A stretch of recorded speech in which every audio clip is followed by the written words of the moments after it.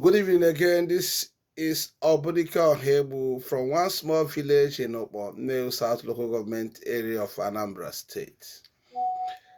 Today, I just made up my mind to speak on one issue.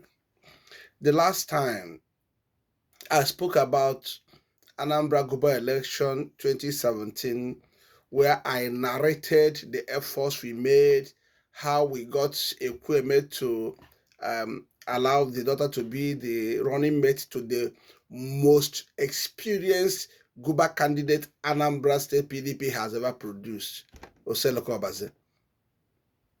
In our views, as at that time, it was a complete coup.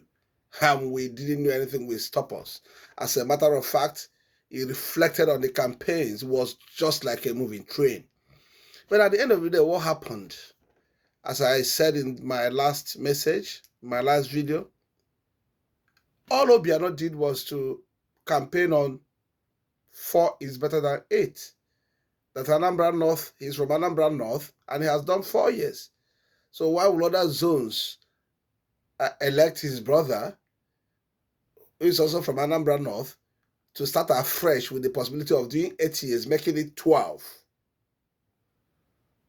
while he was just there to do additional 4 years?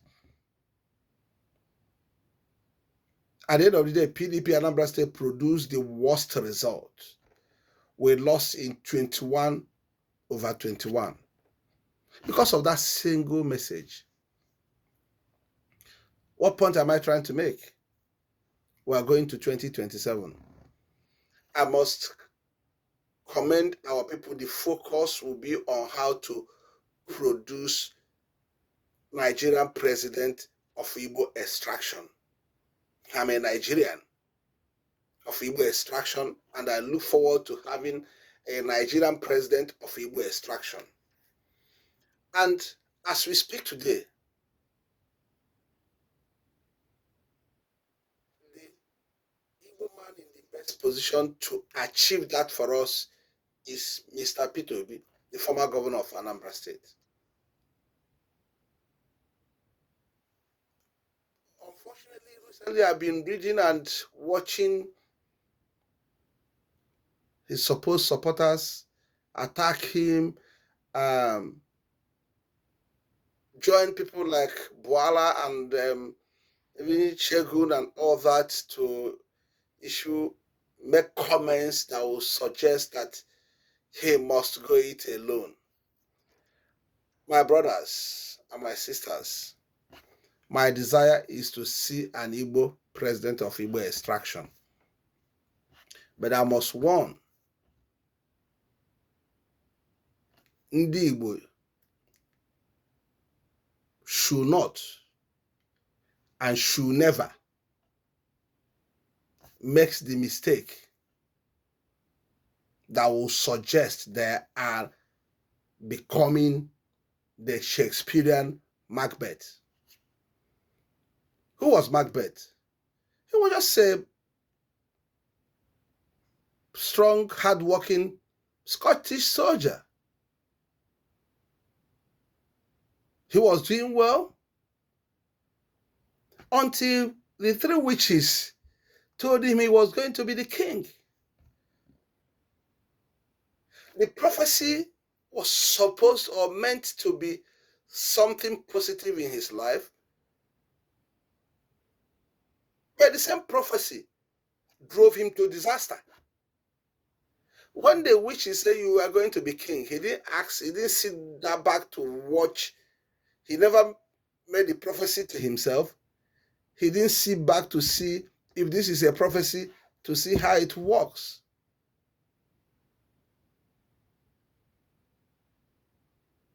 His ambition drove him to kill Duncan.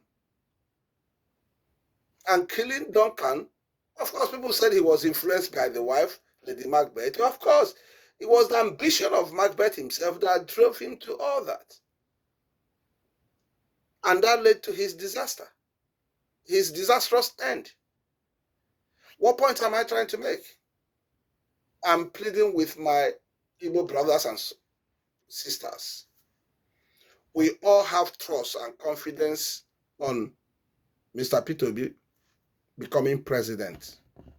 If we trust him to be president for the 200 and something million Nigerians, we should also trust him to have the capacity to decide on when it should be done and what platform it should be done. If you insist that he has to go it alone, the impression will be it's either we as Ndibo are desperate or we have some form of partnership with Asuwaju without knowing it.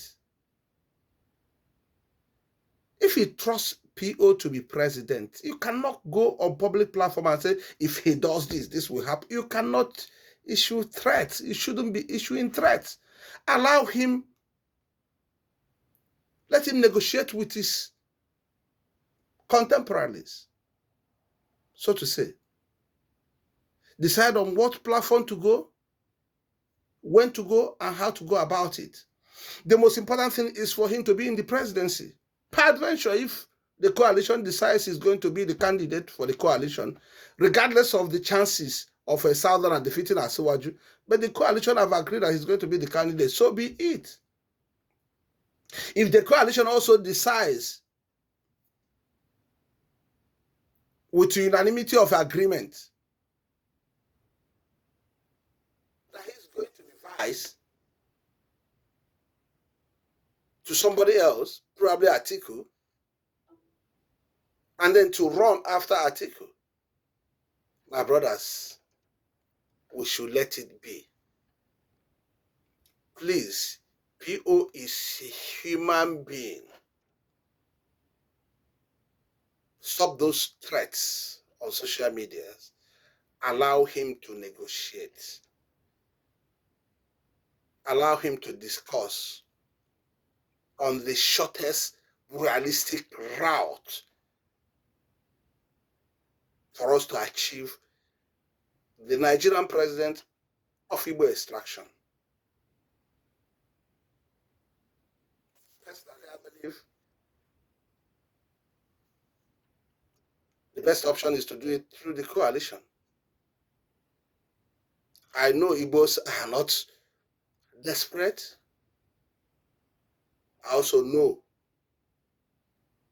we know the implications of allowing Asiwaju in the second tenure.